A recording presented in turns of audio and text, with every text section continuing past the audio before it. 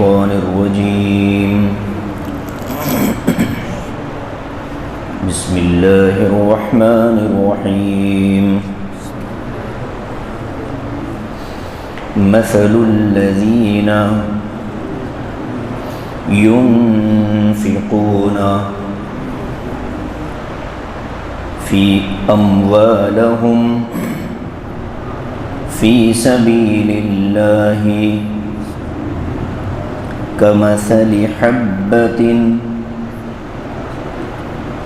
أنبتت 7 سنابل في كل سنبلة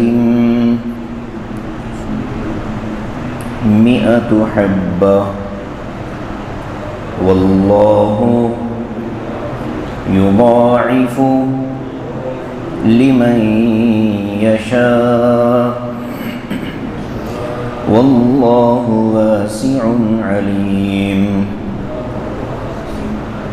الذين ينفقون أموالهم في سبيل الله ثم لا يتبعون ما أنفقوا منا ولا أذى لهم أجرهم عند ربهم ولا خوف عليهم ولا هم يحزنون قول معروف ومغفرة خير من صدقة يتبعها أذى والله غني حليم صدق الله العظيم مثل الذين ينفقون أموالهم في سبيل الله ان لوگوں کی مثال جو اپنے مال اللہ کے راستے میں خرچ کرتے ہیں کمثل حبۃ اس دانے کی طرح ہے انبتت 7 سنابل کہ جو زمین میں جا کر 7 شاخیں اگائے فی کل سنبلۃ 100 حبہ ہر شاخ اور بالی میں 100 دانے ہوں واللہ یضاعف لمن یشاء اور اللہ تعالیٰ جس کے لیے چاہتے ہیں بڑھا دیتے ہیں واللہ واسع علیم اور اللہ تعالیٰ وسعت دینے والے ہیں جاننے والے ہیں الذین ينفقون اموالهم فی سبیل اللہ جو لوگ اپنے مالوں کو اللہ کے راستے میں خرچ کرتے ہیں ثم لا يتبعون ما انفقوا منا ولا اذى پھر اپنے خرچ کیے ہوئے مال کے پیچھے نہ احسان جتاتے ہیں اور نہ تکلیف پہنچاتے ہیں لہم اجرہم عند ربہم ان کے لیے ان کے رب کے پاس بڑا اجر ہے ولا خوف علیہم ولا هم یحزنون اور نہ ان پر کوئی خوف ہے اور نہ ہی وہ غم اٹھائیں گے قول معروف نرم بات ومغفرۃ اور معاف کر دینا خیر من صدقۃ یتبعها اذى بہتر ہے ایسے صدقے سے جس کے پیچھے تکلیف ہو واللہ غنی حلیم اللہ تعالیٰ بے نیاز ہیں اور حلم والے ہیں یہ آیتیں ختم سورہ بقرہ تک تقریباً 5 رکوع باقی ہیں جن میں سے شروع کے 4 رکوع مالی معاملات سے متعلق ہیں مالی معاملات میں بھی 2 قسمیں یہاں بیان کی گئی ایک عام خرچ کرنا یعنی اللہ کے راستے میں خرچ کرنا جہاد میں خرچ کرنا حج میں خرچ کرنا رشتہ داروں پر خرچ کرنا، دوسرے معاملہ کرنا، کسی سے سود لینا یا قرض کے بدلے میں زیادہ لینا، یہ ساری چیزیں ان 2 رکوعات میں، ان 4 رکوعات میں بیان کی گئی ہیں۔ پچھلی آیتوں میں ہم نے اللہ تعالیٰ کی ایک صفت جو مرنے کے بعد انسانوں کو دوبارہ زندہ کیے جانے سے متعلق ہے، اس سے ہم نے متعلق مضمون پڑھا، واقعات بھی تھے حضرت ابراہیم کا اور حضرت عزیر علیہ السلام کا۔ ان واقعات کے بعد فوراً جب انسان کے ذہن میں یہ تصور بیٹھ گیا کہ مرنے کے بعد دوبارہ زندہ کیا جائے گا اور اللہ تعالیٰ کسی بھی حال میں مرنے والے کو اپنے پاس کھڑا کرنے پر قدرت رکھتا ہے، چاہے وہ زمین کے کسی حصے اور خطے میں کیوں نہ مرا ہو، اس کو اللہ تعالیٰ دوبارہ زندہ کرنے پر قادر ہے، تو اب اللہ نے فوراً ایک اور مضمون کی طرف متوجہ کروایا۔ وہ مضمون انفاق فی سبیل اللہ سے متعلق ہے۔ انفاق فی سبیل اللہ کا مطلب ہے اللہ کے راستے میں خرچ کرنا۔ قرآن پاک میں خرچ کرنے سے متعلق جو آیتیں آئی ہیں ان میں الفاظ الگ الگ ہیں، کہیں انفاق فی سبیل اللہ فرمایا، کہیں ایتاء الزکاہ فرمایا اور کہیں صدقہ فرمایا۔ تو ان میں عام طور پر تو کوئی فرق نہیں ہے، لیکن کہیں کہیں کچھ فرق الفاظ کے معنی کے اعتبار سے پیش ہو جاتا ہے۔ تو یہاں جو آیت ہے اس میں اللہ تعالیٰ خرچ کرنے کی فضیلت کو بتاتے ہیں کہ اللہ کے راستے میں خرچ کرنے کی فضیلت کیا ہے۔ تو کیا فرمایا؟ مثل الذین ينفقون اموالهم فی سبیل اللہ، ان لوگوں کی مثال، یہاں یہ جو فضیلت ہے یہ بطور مثال بیان کی جا رہی ہے۔ مثل الذین ينفقون اموالهم فی سبیل اللہ، ان لوگوں کی مثال جو اپنے مالوں کو اللہ کے راستے میں خرچ کرتے ہیں، کمثل حبۃ، اس دانے کی طرح ہے، انبتت 7 سنابل، کہ جس دانے کو کاشتکار نے اور کسان نے زمین میں بویا، جس کی وجہ سے گندم مثال کے طور پر، گیہوں، اس کا پودا نکلا اور اس پودے پر 7 بالیاں آئیں۔ بالی جس کو ہم اپنی زبان میں کہتے ہیں وہ جو جس میں دانے لگے رہتے ہیں، خوشہ جس کو کہتے ہیں، شاخ سمجھ لیجئے، موٹے الفاظ میں بھٹا جس کو ہم کہہ سکتے ہیں، کچھ بھی آپ سمجھیں، خوشہ، گچا، ٹھیک، گچا ٹھیک ہے، مضمون سمجھنے کے۔ گیہوں کے دانے جب پودے پر لگتے ہیں تو وہ کس طرح ہوتے ہیں جانتے ہیں؟ ایک ہی کاڑی ہوتی ہے درمیان میں اور اس پر دانے لگے ہوتے ہیں۔ تو اللہ مثال کے ذریعے فرماتا ہے کہ کسان نے ایک دانہ بویا، وہ دانہ پودا بن گیا، پھر اس پودے پر 7 بالیاں نکل گئیں، ایک ایک کو بالی کہتے ہیں، سنبل عربی میں کہتے ہیں اس کو، لوگ اپنی بچیوں کا نام بھی رکھتے ہیں سنبل، تو یہ سنبل کے معنی وہی خوشہ، آپ کے بقول گچا، تو سنبل کہتے ہیں اس کو، ایک رہی تو سنبل اور کئی اگر ہیں تو سنابل۔ تو یہاں کیا فرمایا؟ سنابل، ایک دانے سے پودا نکلا، پودے پر 7 بالیاں لگیں، ایک بالی میں 100 دانے ہیں، تو کتنے دانے ہو گئے؟ 700 دانے ہو گئے۔ تو اللہ فرماتا ہے کہ ایک نیکی یا ایک پیسہ، ایک صدقہ اللہ کے راستے میں ثواب کے اعتبار سے کتنا ہے؟ 700 درجے رکھتا ہے، 700 گنا زیادہ ہے۔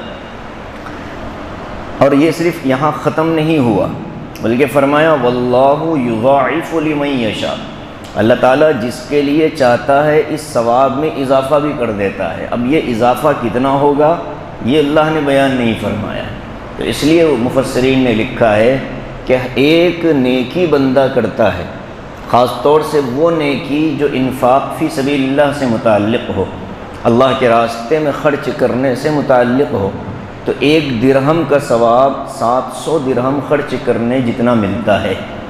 1 روپیہ اگر ہم نے خرچ کیا اللہ کے راستے میں تو اس کا ثواب جو ملتا ہے 700 روپیے خرچ کرنے کے برابر ملتا ہے۔ اور پھر اس میں اللہ اضافہ کرتا ہے۔ وہ اضافہ کس اعتبار سے؟ انسان کے اخلاص اور اس کی مشقت اور محنت کے اعتبار سے، یعنی خرچ کرنے کے لیے اس نے کتنی محنت کی یہ بھی کیلکولیٹ ہوگا، اور پھر انسان نے کس درجے اخلاص اور نیت کی صفائی کے ساتھ خرچ کیا اس کو بھی دیکھا جائے گا۔ تو بنیادی بات مثل الذین ينفقون اموالهم میں اللہ کے راستے میں 1 روپیہ، 1 درہم یا 1 دینار خرچ کرنے پر 700 کا ثواب ملے گا۔ واللہ یضاعف لمن یشاء واللہ واسع علیم، اللہ تعالیٰ جس کو چاہیں اور بڑھا کر دیں گے۔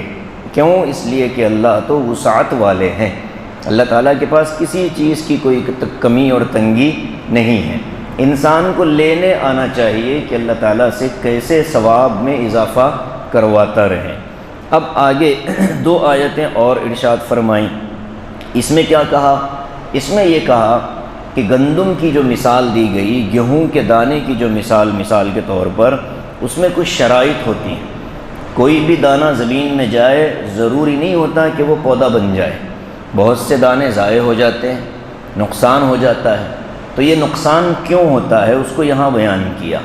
ایک نقصان ہوتا ہے دانہ خراب ہو تب بھی درخت نہیں بنتا، یا دانہ تو اچھا ہو لیکن ڈالنے والا کسان کو تجربہ نہ ہو، وہ اناڑی ہو، کسان کی ناتجربہ کاری کی وجہ سے دانہ خراب ہو سکتا ہے۔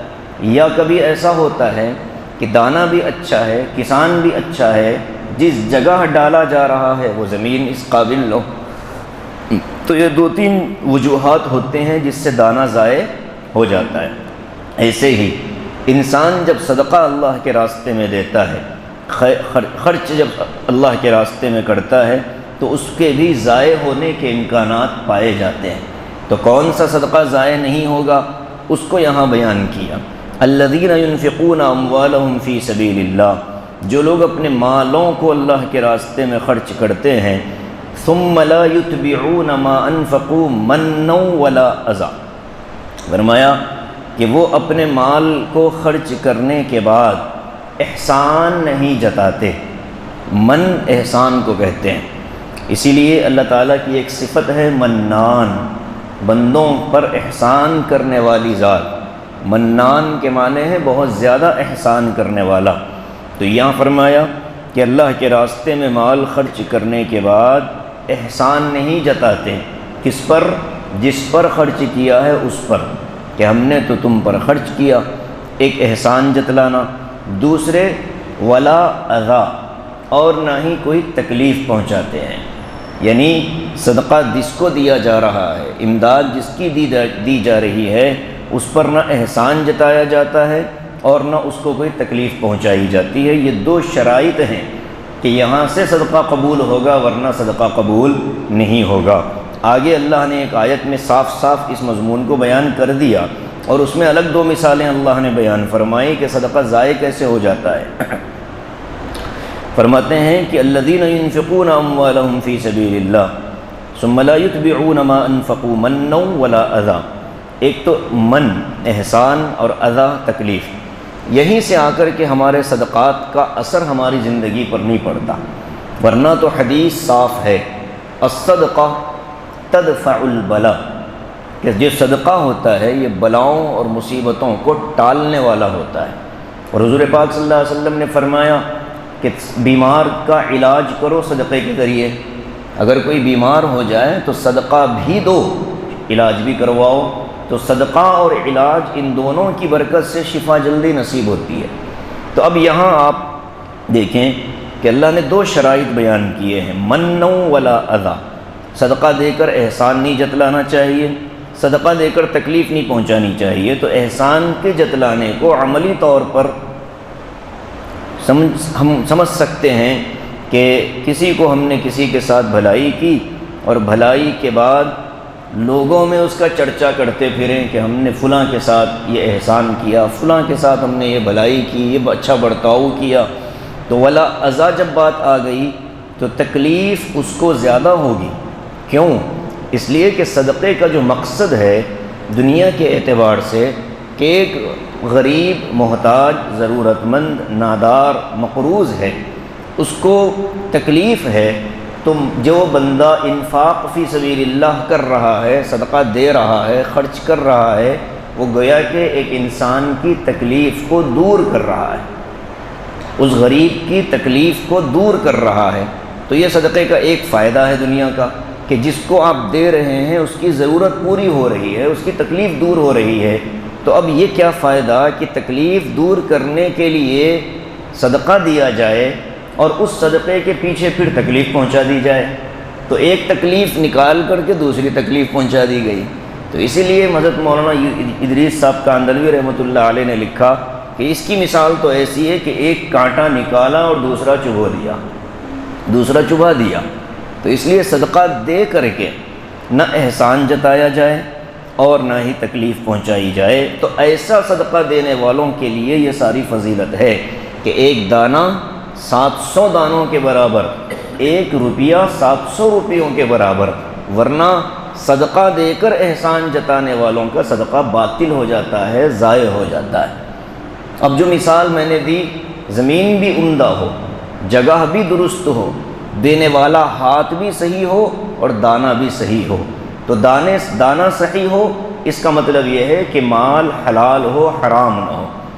صدقہ چوری کے مال سے نہیں کیا جا سکتا، مال حلال ہو، مال طیب ہو۔ نبی اکرم صلی اللہ علیہ وسلم نے ایک حدیث میں ارشاد فرمایا، اللہ پاک ہیں، پاکیزہ چیزوں کو پسند فرماتے ہیں، اگرچہ کہ تھوڑی ہی مقدار میں کیوں نہ ہو، لیکن حلال اور طیب اور پاکیزہ مال سے صدقہ دینا چاہیے، پہلی شرط۔ دوسری شرط، دینے والا صحیح ہو، اس کا مطلب یہ ہے کہ اس کی نیت درست ہو، اس کی نیت دکھاوا نہ ہو، اس کی نیت یہ نہ ہو کہ آج بھلائی کرو تو کل اس سے کسی چیز کا ہم فائدہ حاصل کریں گے، مستقبل میں کسی خیر کی طلب میں، یا یہ کہ اس کے بھلائی کی طلب میں آدمی فی الحال صدقہ کرتا رہے، تو یہ بھی قبول نہیں کیا جائے گا۔ دانہ اچھا ہو، مطلب یہ کہ مال حلال ہو، دینے والا اچھا ہو، مطلب یہ کہ اس کی نیت صاف ہو، زمین عمدہ ہو، اس کا مطلب یہ ہے کہ وہ جس کو صدقہ دے رہا ہے وہ صدقہ لینے کا مستحق بھی ہو۔ آج کل غیر مستحق بھی صدقے کی صف میں کھڑے ہو جاتے ہیں، جس کے نتیجے میں لوگوں کی زکوٰۃ ادا نہیں ہوتی۔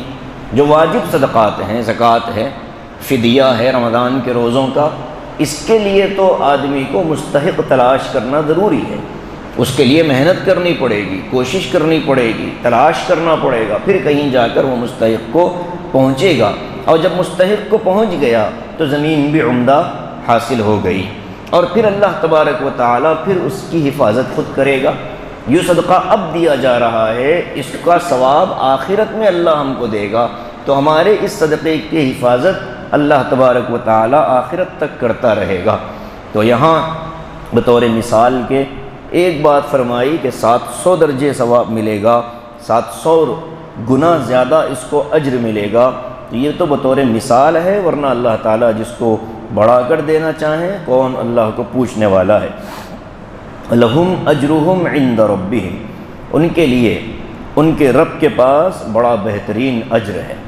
صدقے کا اجر ہم تصور نہیں کر سکتے کتنا زیادہ ہے۔ بعض مرتبہ بلکہ نبی اکرم صلی اللہ علیہ وسلم نے فرمایا کہ عبادت گزار شخص ہے لیکن کنجوس ہے، اللہ کے بندوں پر خرچ نہیں کرتا، اور ایک گناہ گار ہے لیکن سخی ہے، اللہ کے بندوں پر خرچ کرتا ہے، تو اللہ تعالیٰ کو سخی گناہ گار پسند ہے کنجوس عبادت گزار کے مقابلے میں۔ اللہ کے رسول کی حدیث ہے، فرمایا لہم اجرہم عند ربہم۔ ایک حدیث میں یہ آیا ہے کہ جب غربا کو، مساکین کو مالداروں سے پہلے جنت میں بھیجا جائے گا تو وہ مالدار کھڑے ہو کر دیکھ رہے ہوں گے کہ ہم یہ غربا جا رہے ہیں ہم سے پہلے جنت میں، تو اللہ تعالیٰ ان غربا میں سے کسی سے پوچھے گا کہ بھائی بتاؤ تم پر کسی نے کوئی احسان کیا تھا؟ دنیا میں یہ جو کھڑے ہیں ان لوگوں میں سے کسی نے تم پر کچھ خرچ کیا تھا؟ تو وہ کہیں گے کہ ہاں فلاں صاحب نے میری بھوک میں اور مجھے پیاس میں کھانا کھلایا تھا، پانی پلایا تھا، ایک گھونٹ پانی بھی اگر کسی نے پلایا ہو تو اس کی برکت سے اللہ فرمائے گا کہ ٹھیک ہے اپنے ساتھ تم اپنے محسن کو بھی جنت میں لے جاؤ۔ تو یہ بھی صدقے کی برکت ہے، اجر ہے جو اللہ تعالیٰ دے گا۔ لہم اجرہم عند ربہم، ان کے لیے ان کے رب کے پاس بڑا اجر ہے۔ ولا خوف علیہم ولا هم یحزنون، اور ان پر کوئی خوف نہیں ہوگا کہ کیا ہوگا، میرے مرنے کے بعد کی زندگی کیسے ہوگی۔ اگر کوئی صدقہ دل سے دینے والا ہو اور اللہ کی رضا کے لیے رات کی تاریکیوں میں صدقہ دینے والا ہو، تو ایسا شخص بے خوف ہو کر دنیا سے جاتا ہے کہ ہم کو کوئی پرواہ نہیں ہے مرنے کی، اس لیے کہ ہمارے ساتھ تو معاملہ بڑا صاف ہے، اور اللہ تبارک و تعالی ہماری آخرت میں حفاظت کرے گا۔ ولا هم یحزنون، دنیا میں صدقہ نہ دینے والے آخرت میں جب صدقہ دینے والوں کا ثواب دیکھیں گے تو بڑا غم کریں گے، کاش کہ جو کچھ ہوتا سب اللہ کے راستے میں دے دیتا، تو وہ غم کریں گے اپنے نہ خرچ کرنے پر۔ تو جو بندہ خرچ کرتا رہتا ہے اس کے بارے میں فرمایا کہ نہ ان کو مستقبل کا خوف ہے نہ ماضی کا کوئی غم ہے، وہ سکون اور اطمینان میں رہیں گے۔ اب ایک اور چیز اللہ نے بیان فرمائی، کسی انسان نے کسی کے پاس آ کر سوال کیا کہ میری ضرورت اور حاجت کو پورا کرو، تو اب اللہ ہمیں جو دینے والے ہیں ان کو ایک ضابطہ بتاتے ہیں۔ دیکھو، اگر تمہارے پاس فی الحال دینے کے لیے رقم نہیں ہے، پیسہ نہیں ہے، کچھ بھی نہیں ہے، یا یہ کہ تم خود حاجت مند ہو، ضرورت مند ہو، آگے والے کو اس کی خبر نہیں ہے، وہ یہ سمجھ رہا ہے کہ تم شاید اس کی مدد کر سکو، تو اللہ فرماتے ہیں کہ اس کو ڈانٹنا بھی نہیں ہے، دھتکارنا بھی نہیں ہے، اور غصے سے اس کو جواب دینا بھی نہیں ہے، بلکہ نرم انداز میں اس سے معذرت کر لو۔ قول معروف، کہ نرم انداز میں اس سے کہہ دو کہ بھائی فی الحال میری یہ حالت نہیں ہے۔ ومغفرۃ، اور اگر پھر وہ کسی وجہ سے بد زبانی کرے، فقراء مساکین میں یہ مزاج ہوتا ہے، وہ چونکہ لینے کے عادی ہیں، روزانہ کسی نہ کسی کے سامنے ہاتھ پھیلا کر کے مانگتے ہیں، تو ان کو کوئی نہ دے تو بعض اوقات بڑا کر غصے میں گالم گلوچ بھی کر دیتے ہیں، الٹی سیدھی کہہ دیتے ہیں۔ تو اللہ فرماتا ہے کہ ان کی الٹی سیدھی باتوں کے جواب میں ان کو کوئی تکلیف نہ پہنچاؤ، بلکہ معاف کر دو۔ یہ تمہارے لیے صدقہ دینے سے بہتر ہے۔ کون سا صدقہ؟ کہ تم دے کر کے کچھ کہو یا ہے کہ کوئی تکلیف پہنچاؤ، ایسے صدقے سے بہتر ہے کہ تم کہہ دو کہ بھائی نہیں دے سکتا۔ ایک یہ ضابطہ۔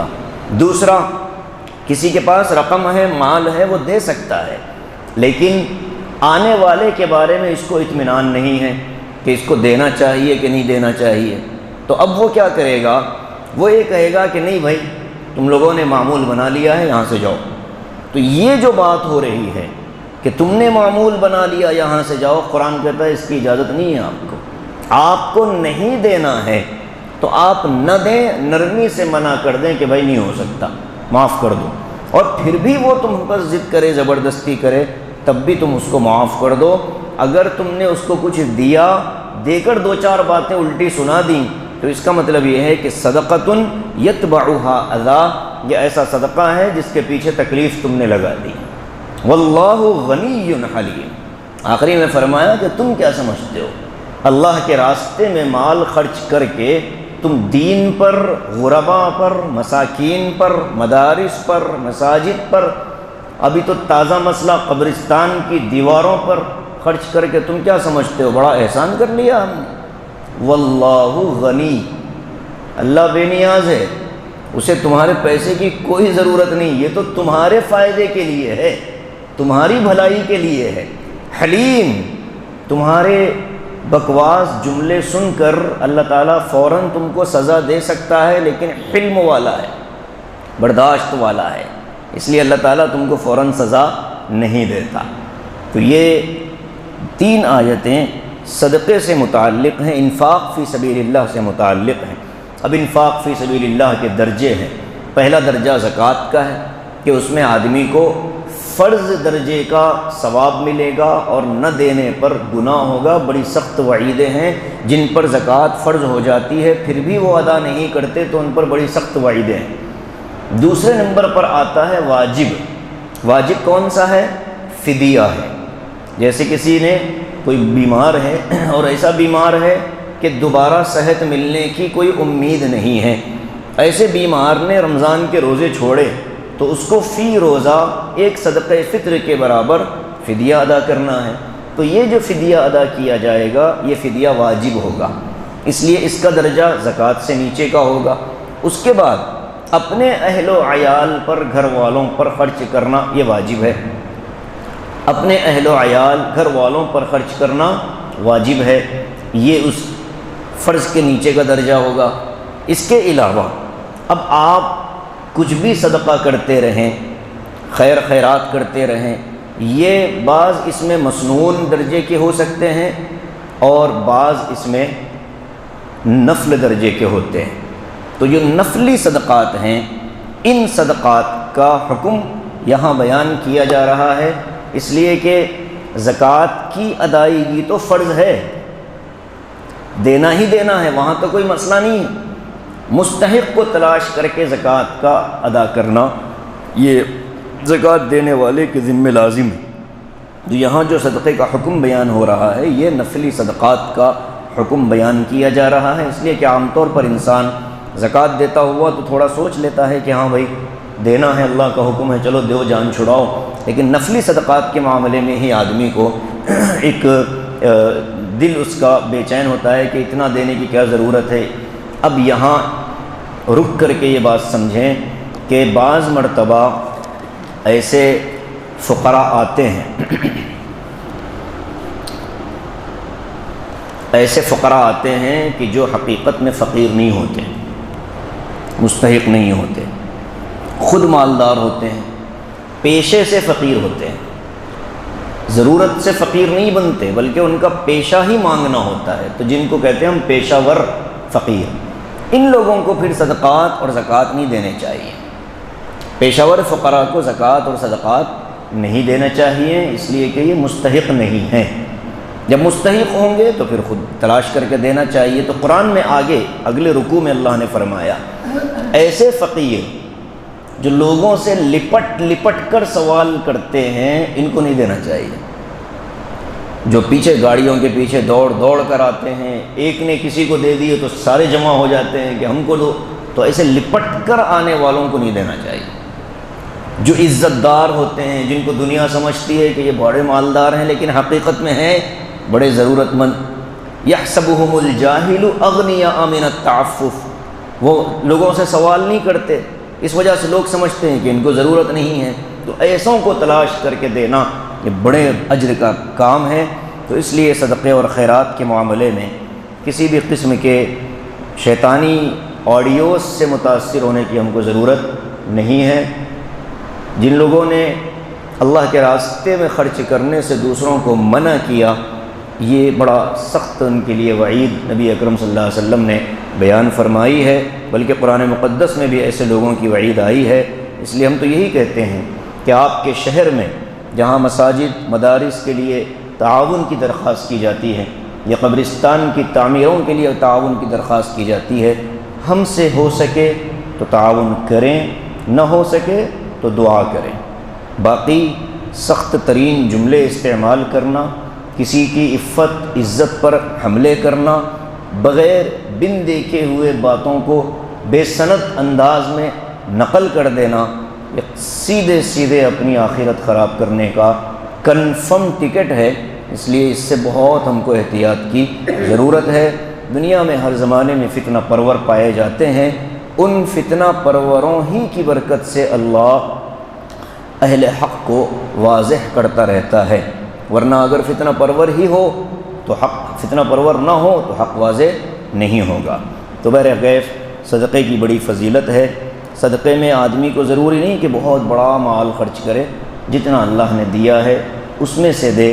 قرآن پاک میں آیا ہے نا، صحابہ کی صفت بیان کی گئی ہے کہ وہ اللہ کے راستے میں خرچ کرتے ہیں، وَيُؤْثِرُونَ عَلَىٰ أَنفُسِهِمْ وَلَوْ كَانَ بِهِمْ خَصَاصَةٌ، خود کو ضرورت ہے لیکن آنے والے کو اپنے سے زیادہ ضرورت مند سمجھ کر ان لوگوں نے دے دیا تھا۔ صحابہ نے، اللہ کے نبی علیہ السلام نے پھر ان کی تعریف فرمائی، قرآن میں ان سے متعلق آیتیں نازل ہو گئیں۔ تو ہم کو بھی فکر کرنی چاہیے کہ جو اللہ نے ہم کو دیا اس میں سے اللہ کے راستے میں خرچ کرنے کا مزاج بنایا جائے۔ صدقے کا عادی جو شخص ہوتا ہے، صدقے کا عادی یعنی ہمیشہ عادت کے طور پر اللہ کے راستے میں خرچ کرتا ہے، اس کی موت اچھی آتی ہے بغیر کسی تکلیف کے۔ وہ اچانک اللہ کے پاس، اللہ اس کو سوتے میں بلا لیتا ہے، بے بڑی اطمینان کی موت نصیب ہوگی۔ تو صدقے اور مالی خرچ کے متعلق قرآن کریم کی آیتیں ہیں۔ آگے اور بھی اس مضمون کو دوسرے انداز میں اللہ نے بیان فرمایا، دوسری مثال دے کر کے اللہ نے بیان فرمایا ہے۔ انشاءاللہ اس کو ہم اگلے درس میں پڑھیں گے۔